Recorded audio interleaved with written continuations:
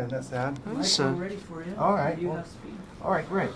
Well, I was reading the press notes. I don't even want to go into the, what motivated you. But what, in your words, what's wrong with your character? He's kind of uptight. There's something wrong with him. Well, basically, this is a guy who, is sort of pathetic. I mean, he doesn't. He thinks he's supposed to be a tough guy. He's not really tough. He thinks he's supposed to be in charge of everything, but he's kind of desperately insecure and doesn't know what he should be doing. And he covers that with this false bravado, where he's always yelling at people and telling everybody what to do. He claims to have this sort of understanding of the world, and really everything that happens confuses him. So it's a really interesting, fun character to play. Did you pull from anyone you knew growing up with?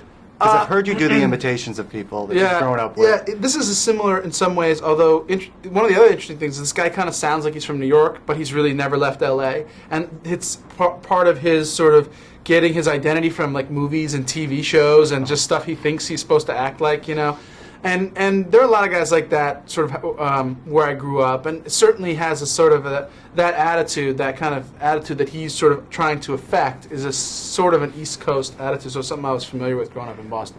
So, in other words, he probably got his identity from a Martin Scorsese film. Exactly. This is a guy who's thinks he should be.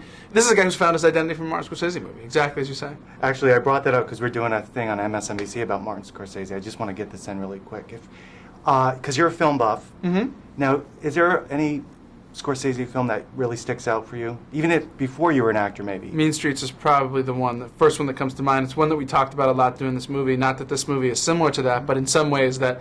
Who my character is trying to be is kind of one of those guys from Mean Streets. So this is the flip side of that, which is the kind of pathetic, kind of wannabe version of that. But yeah, I mean, you're talking about one of the great legendary filmmakers, since the invention of film, and this is a guy who's probably had the single greatest impact on movies in Martin Scorsese, than anybody. That's exactly what I've discovered working on this special. But, Yeah. Back to the movie. But thanks for answering that. Sure. But now, who has the upper hand, really? Jennifer's character, she seems to be the control. She's in control.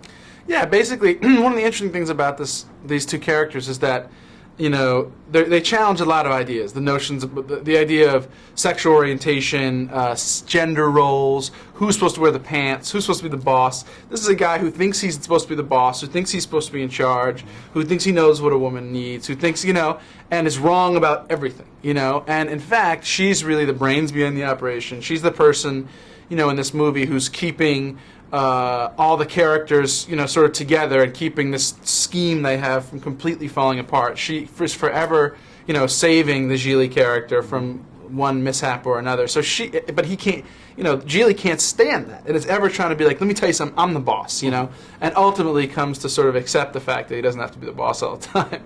Finally, we wrap up. You wrapped up Jersey Girl. You're both working. You're both in that again. Yeah. Jennifer has a much smaller part in Jersey Girl, actually, than she's in about 15 minutes of Jersey Girl. Oh, okay. Yeah. I didn't realize but that. we worked. We worked together twice, and let me tell you something. Obviously, it's a pleasure for me personally to work with Jennifer. But anytime you can work with a wonderful actress, I think it makes the movies better as well. All right. We've been wrapped. Thank you, sir. Congratulations. Nice Good to see talking to you. again. Okay.